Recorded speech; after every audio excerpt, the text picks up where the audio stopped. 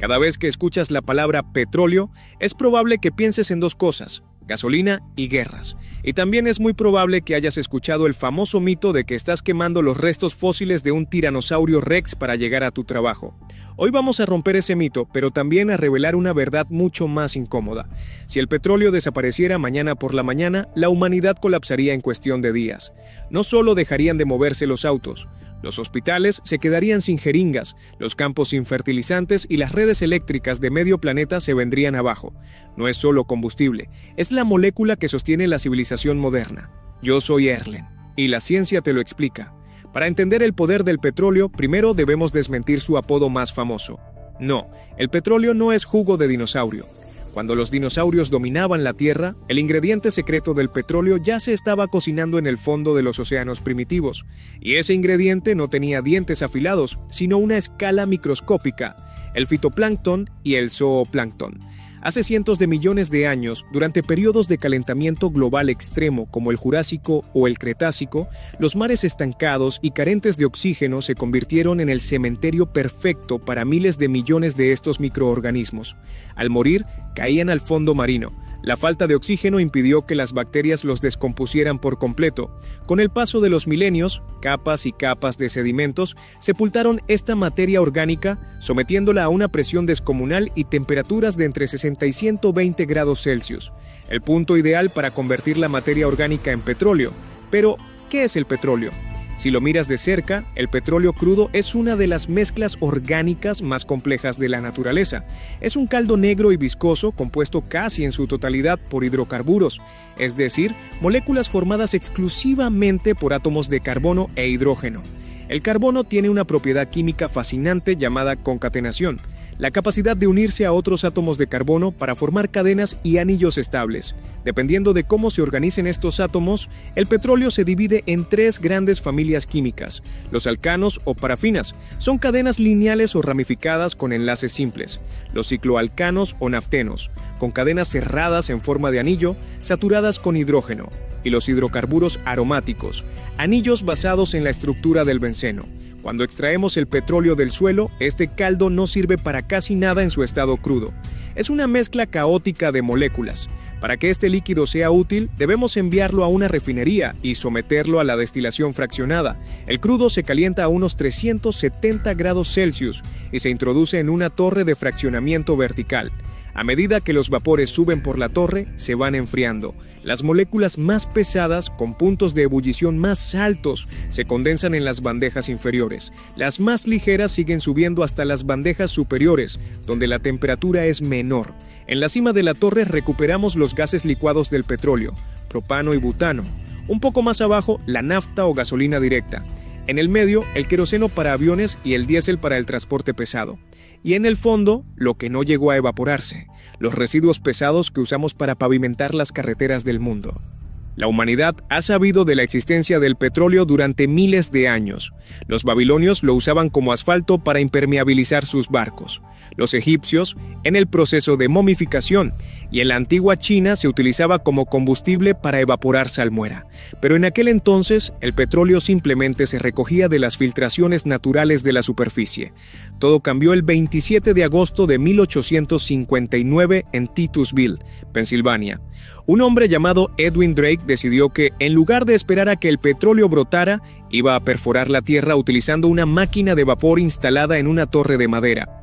A los 21 metros de profundidad, Drake golpeó un yacimiento. El petróleo comenzó a subir, y allí había nacido la industria petrolera moderna. Al principio, el principal producto que se buscaba era el queroseno para iluminar las lámparas de las casas, reemplazando al escaso y caro aceite de ballena. La gasolina, en ese entonces, se consideraba un subproducto peligroso y volátil que muchas refinerías simplemente desechaban en los ríos. Pero a finales del siglo XIX, la invención del motor de combustión interna cambió el destino de la humanidad. De repente, ese desecho volátil se convirtió en el combustible más eficiente que el ser humano había descubierto jamás. El petróleo no solo impulsó el transporte, transformó la agricultura. Gracias al proceso Haber-Bosch, combinamos el gas natural extraído junto al petróleo con el nitrógeno del aire para crear fertilizantes sintéticos. Sin el petróleo, la producción agrícola mundial caería a la mitad, desencadenando una hambruna global sin precedentes. Esta dependencia absoluta ha convertido al petróleo en el recurso geopolítico más codiciado y peligroso del planeta. La abundancia de este recurso no está distribuida de manera uniforme, lo que ha rediseñado el mapa del poder global. Si miramos las reservas probadas del mundo, nos encontramos con una paradoja geográfica. Venezuela posee las mayores reservas de crudo del planeta, superando los 300.000 millones de barriles, aunque en su mayoría se trata de crudo extrapesado, químicamente complejo y costoso de refinar. Justo detrás se encuentra Arabia Saudita, con la ventaja competitiva de poseer un crudo dulce y ligero, bajo en azufre y sumamente fácil de extraer y procesar. El Medio Oriente, que alberga más de la mitad de las reservas probadas del mundo a través de naciones como Irán, Irak, Kuwait y los Emiratos Árabes Unidos, se convirtió durante todo el siglo XX y XXI en el epicentro de la estrategia militar de las superpotencias. Quien controla el flujo de petróleo en el estrecho de Hormuz, controla el ritmo de la economía mundial. Durante décadas, los analistas han advertido sobre el concepto del peak oil, el momento exacto en que la producción mundial llegará a su punto máximo y comenzará a declinar de forma irreversible hasta agotarse. En los años 70 se decía que para el año 2000 ya no quedaría una gota. Estamos en 2026 y el mundo consume más de 100 millones de barriles de petróleo por día, una cifra récord. ¿Significa eso que el petróleo es infinito? Absolutamente no. Pero el error clásico de los cálculos antiguos fue no entender la diferencia entre recursos y reservas probadas. Las reservas probadas no representan todo el petróleo que existe bajo tierra, sino la cantidad de petróleo que sabemos exactamente dónde está y que es económicamente viable extraer con la tecnología actual. Cada vez que la ingeniería desarrolla una nueva técnica de perforación profunda o modelado sísmico en 3D, yacimientos que antes eran imposibles de explotar se vuelven viables. Por lo tanto, las reservas probadas aumentan. No nos vamos a quedar sin petróleo porque se acabe. Terminará porque encontraremos algo mejor, o porque el impacto climático de seguir quemándolo destruirá nuestra estabilidad planetaria. Esto nos lleva a la pregunta más crítica del siglo XXI. ¿Con qué lo reemplazamos? Cuando pensamos en la transición energética, las respuestas rápidas suelen ser los vehículos eléctricos y las energías renovables como la solar y la eólica. Y es cierto que para el transporte de pasajeros, las baterías de ion litio y los sistemas basados en celdas de combustible de hidrógeno están ganando terreno rápidamente.